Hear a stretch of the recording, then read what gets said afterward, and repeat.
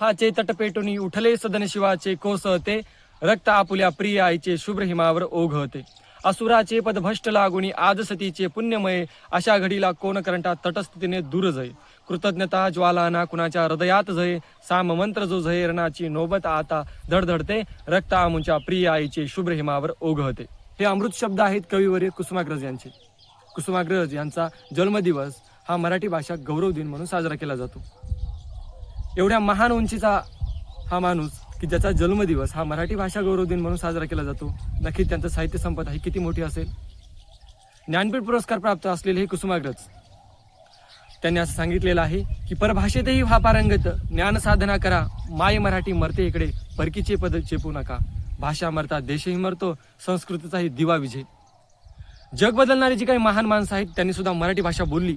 Doctor Babasaheb Ambedkar, Chhatrapati Shivaji Maharaj, Mahatma Phule, Annabhau Sathe यांनी मराठी भाषेमध्ये मोठ्या प्रमाणावर आपला संवाद साधला, साहित्य निर्माण केलं आणि मराठी भाषेला एक मोठी उंची गाठली. संत ज्ञानेश्वर महाराज, संत तुकाराम महाराज यासारखे महाराष्ट्राला लाभले अनेक संत यांनी मराठी भाषेचं गुणगान हे जगाच्या कानाकोपऱ्यात निर्माण केलं. संत ज्ञानेश्वर महाराज म्हणतात की माझी मराठी हे बोल कौतुके, परी अमृताची जी पैदा जिंके. अशी विशाल असलेली ही मराठी भाषा आपण प्रत्येकानं बोलणं गरजेचं आहे. भाषा मरता देशही मरतो, म्हणून भाषा टिकणं अत्यंत गरजेचं आहे. भाषा बोलण्यामध्ये कोणत्याच प्रकारची लाज आपण बाळगली नाही पाहिजे, कारण की ह्या मोठ्या मोठ्या माणसांनी या भाषेतूनच आपलं साम्राज्य निर्माण केलेलं आहे. म्हणून मराठी भाषा बोलणं हे अत्यंत गरजेचं आहे.